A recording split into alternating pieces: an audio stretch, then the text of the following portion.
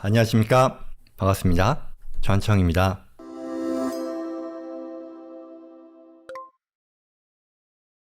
자, 그 다음에 세 번째요. 내가 솔로, 그러니까 자영업을 한다는 말씀이시겠죠? 할 때 세무감사를 받을 수 있는 확률을 낮추려면 어떻게 하면 좋겠느냐라는 건데요. 한번 볼게요. 안녕하세요. 다음 달부터 본격적으로 학생들을 대상으로 하는 골프 그룹 레슨을 준비하고 있다. 첫 시작이라 종업원은 없고 혼자 레슨을 하겠다. 아마 자영업 하시는 거죠. 교육이죠. 골프 코칭 하시는 건데 이와 관련해서 사업자 등록도 하고 또 비즈니스 계좌 오픈 뭐 이런저런 것들을 다 준비하셨다는 얘기 같아요.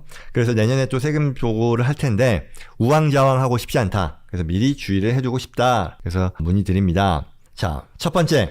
인플로이가 없더라도 EIN을 발급받아 두는 것이 더 유용하겠느냐라는 그런 질문이에요. 그리고 또 이 이유는 수강생 부모님들이 교육비로 뭐 세금 보고 당연히 할 수 있을 텐데 이때 내가 텍스 아이디를 제공해야 될 텐데 소셜 넘버 주는 것보다는 이게 더 낫겠다 싶어서요. 그래서 텍스 아이디를 발급을 받아야 되냐 아니면 뭐 사업자 등록번호로 대체가 안 되냐. 여기서의 사업자 등록번호가 뭔지는 잘 모르겠는데 이게 첫 번째 질문인 거고요. 두 번째 질문은요. 주변에 저와 같은 자영업, 소울 비즈니스를 하시는 분들 중에 W2나 1099 발급된 것이 없어서 팬데믹 기간 동안에 PPP 혜택을 전혀 못 받았다. 이런 경우가 있다. 이런 오류를 범하지 않으면서 노후에 소셜연금이나 401k도 받고 싶은데 어떻게 해야 하나요? 이고요. 그다음 세 번째는 제가 차량을 한 대 가지고 있는데 운영하는데 이 중에서 차량 비용의 일부를 골프 관련 업무 비용으로 어떻게 처리할 수 있을까요? 라는 부분입니다. 세 가지인데요. 하나하나 설명을 드리고 이어서 제가 또 이 질문을 보면서 하고 싶었던 얘기를 추가해 볼게요. 첫 번째는요. 이분이 물어보신 게 EIN 발급받는 게 좋겠느냐 이에 대한 답은요. 발급받는 게 좋습니다예요. 당연히 이분이 말씀하신 이유 그대로일 텐데요. 소셜 넘버 그냥 주는 것보다 내가 인플로이 아이디 넘버라고 하는데요. 이거 받는 것은 어렵지 않아요. IRS 신청하면 되고 심지어 내가 자영업이요. 제가 뒤이어서 자영업과 기타 어떤 형태의 비즈니스의 장점, 단점에 대한 얘기를 할 텐데 내가 자영업으로 그대로 한다 하더라도 법인을 세우지 않고요. 그냥 개인 사업을 진행한다 하더라도 EIN 받을 수 있어요. 그리고 내가 개인 사업을 진행하면 세금 신고를 할 때 내 소득을요. 스케줄 C라고 하는데 보고한단 말이죠. 개인 소득세 우리 아시다시피 1040이라고 하는 소득세 신고서를 할 때 내가 사업자로서 비즈니스 한 거에 대한 신고를 스케줄 C에 하는데 여기에 들어가는 번호가요. 내 소셜 넘버 아니라 EIN 넣을 수도 있어요. 그러니 자영업, 법인화를 하지 않더라도 EIN 받아서 진행하는 것이 가능하고 또한 권장할 만하고 자연스럽고 법적으로도 좋다라는 말씀 드리는 겁니다. 대신에 텍스 아이디를 사업자 등록번호로 대체한다. 이거는 이 사업자 등록번호가 뭘 말씀하시나 싶긴 한데 뭐 주정부에서 발급받은 뭐 번호나 뭐 이런 거일 것 같은데요. 그건 아닙니다. 텍스 아이디는 IRS가 발급해주는 별도의 이 세무신고용 아이디 번호라고 보시면 됩니다. 법인의 경우는 뭐 당연히 하겠으나 개인 사업자라 하더라도 받을 수 있다라는 거죠. 자, 그리고 주변에 이와 같이 비즈니스 하시는 분들이 W2나 1099 발급받지 못해서 PPP 혜택을 못 받았다. PPP라는 건 이거잖아요. 내가 이 팬데믹 기간 동안에 고용을 위해 발생시킨 그 비용만큼을 정부로부터 론의 형태로 보조를 받는데 그거를 또한 그 팬데믹 기간 동안에 고용을 위해 쓰면 뭐 안 갚아도 되는 뭐 탕감되는 그런 론이었었잖아요. 근데 이분 같은 경우는 이분이 얘기를 들은 거는 주변에 이렇게 자영업을 하시는 분 중에 고객으로부터 서비스 피 아니면 실제 그 용역의 대가 그거에 대한 기록이 없어서 서비스 제공한 거에 대해서 그냥 대가 월급 받거나 이런 게 없어서 PPP 혜택을 못 받았다라는 건데 이거는 이러면 안 되죠. 이분이 사실은 그러니까 이걸 얘기해 주신 분이 잘못된 거죠. 내가 소득이 없는 게 아니라 있었다라고 하면 그거는 당연히 뭐 1099 또는 W2이기도 하겠으나 설사 그걸 발급받지 못했다 하더라도 내가 이걸 신고했어야 되는 거는 여전히 이 납세자로서의 의무였을 텐데요. 그걸 전혀 안 했다 보니 결과적으로는 뭐 소탐대실했다 내지는 그와 같은 어떤 과세의 의무를 면피하는 불법이겠죠. 거에 더 나아가서 정부 혜택까지 못 받은 그런 상황일 텐데요. 결국 이분은요. 이 지금 골프 레슨을 하시는 분은 1099 발급 받으시고요. 또는 뭐 W2는 아니겠습니다만 적어도 자영업이라고 했을 때에는. 근데 이런 식으로 소득에 대한 거를 제대로 보고함으로써 내가 사업 소득도 일으키고 또 더 나아가서 이 사회보장 세금이라고 하는 것이 이거잖아요. 내가 벌어들이는 소득에 대해서 뭐 몇 %씩 사회보장세로 내는 거니까 그게 뭐 40피리어드라고 한 40쿼터만큼, 그러니까 이게 한 10년이죠. 쌓이면 내가 향후에 연금 받을 수 있는 자격도 확보가 되는 거잖아요. 401k도 마찬가지죠. 401k라는 건 아마 개인적으로 이 회사 본인의 그 비즈니스를 통해서 리타이먼트 펀드에 내가 투자를 하고 거기서 이제 은퇴 대비를 하겠다라는 뜻인데요.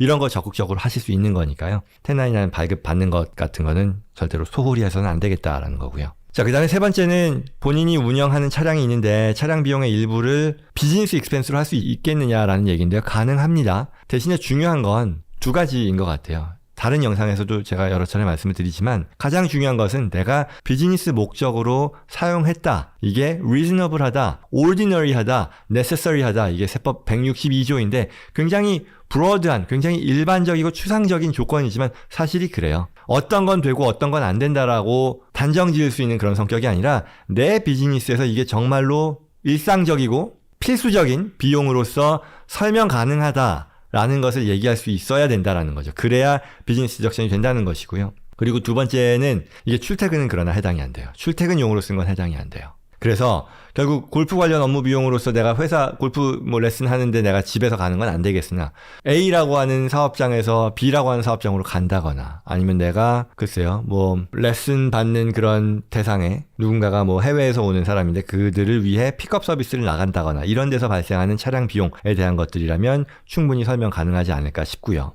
그리고 이때 내가 실제 발생한 비용을 가지고 공제를 신청할지 비즈니스 목적으로 사용한 데 대해서 아니면 실제 사용한 마일리지를 기준으로 IRS의 스탠다드 마일리지 레이트를 곱해서 그 금액만큼을 사용할지는 선택사항입니다. 그래서 요거 역시도 다시 한번 그 비즈니스 비용 공제에 대한 관점에서 설명을 드렸습니다. 그런데 오늘 제가 얘기하려고 했었던 건 이게 아니고요. 마침 자영업 또는 이제 새롭게 비즈니스를 하시려는 분인 거잖아요. 이분이 자영업이에요. 이 셀프 임플로이먼트이기도 하고 그리고 또 뭐 소울 프로프라이터십이라고 하죠. 별도의 법인화 과정을 거치지 않고 하는 것을 말하는데요. 저는 이분이 개인 사업자로 비즈니스를 되도록이면 안 했으면 좋겠어요.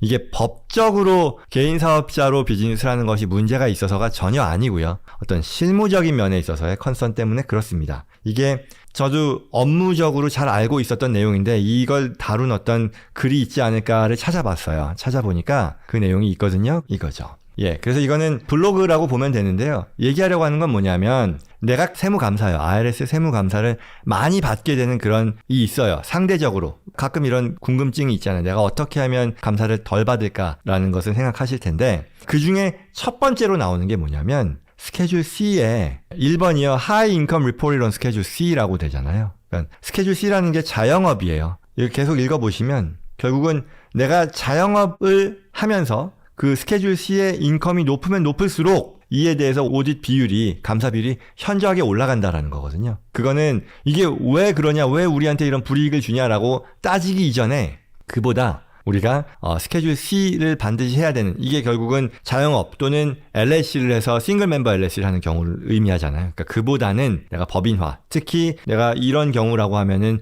Scorporation, LLC를 세우더라도 Scorporation 일렉션을 하게 되면 내가 별도의 세무신고, 법인 세무신고를 할 수 있게 되거든요. LLC만 돼서는 안 돼요. LLC는 내가 싱글 오너일 경우에는 어차피 disregarded entity라고 해서 IRS 관점에서는 별도의 어떤 법인으로 인정을 못 받고 내 스케줄 C에 같이 모아서 보고를 하게 되거든요. 그렇게 되면 법인화를 하더라도 별 도움이 안 되는데 Scorporation을 하면 별도로 1120S라고 하는 별도의 세무신고 양식을 통해서 하니까 스케줄 C를 피할 수 있거든요. 이게 바람직하다라는 말씀 드리고요.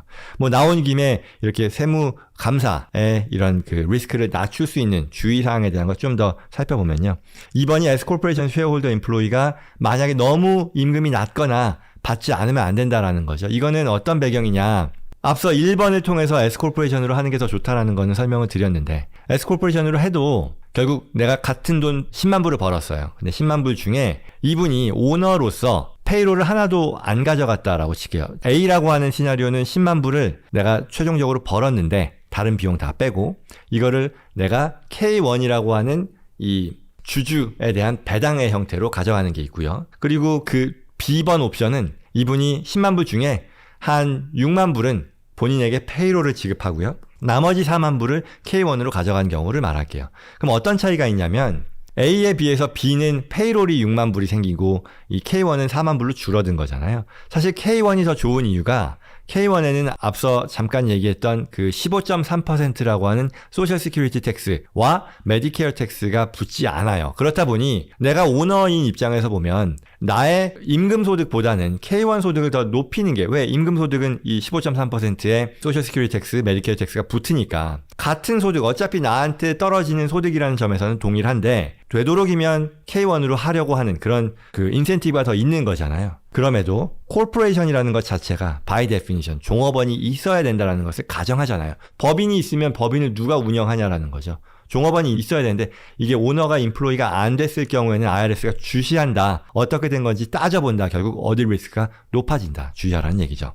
그 다음에 뭐 팬데믹 릴레이드 스티뮬스 페이먼트를 받았을 경우에 이거는 당연히 받은 거에 대해서는 적절하게 올릴 것이겠으나 이게 혹시라도 사기성의 그런 게 있지 않을까라는 그런 IRS의 어디셔널 어텐션을 받는다라는 걸로 이해하면 되고요. 그리고 또한 네 번째는요. 내 디덕션 또는 excessive한 expense. 그렇잖아요. 내가 직원이 얼마 없는데 또는 나의 업의 성격 자체가 뭐 고객을 많이 만나거나 이런 성격이 아닌데 뭐 고객 미팅으로 뭐 이런저런 차량 비용이라던가 그런 것들이 많이 발생했다고 쳐요. 또는 내가 어떻게 봐도 출장을 그렇게 많이 할 만한 그런 업종이 아닌데 출장비가 많이 들어갔다거나 아니면 그 내역 자체가 굉장히 다른 어떤 업종 평균, 업종의 다른 사람들과 비교했을 때 높다거나 했을 경우에도 주목을 받는다라는 거죠. 이게 뭐 홈 오피스 디덕션, 미래 엔터테인먼트, 뭐 트래블 익스펜스 이런 것들이 해당이 되겠죠. 비이클 디덕션도 마찬가지겠고요.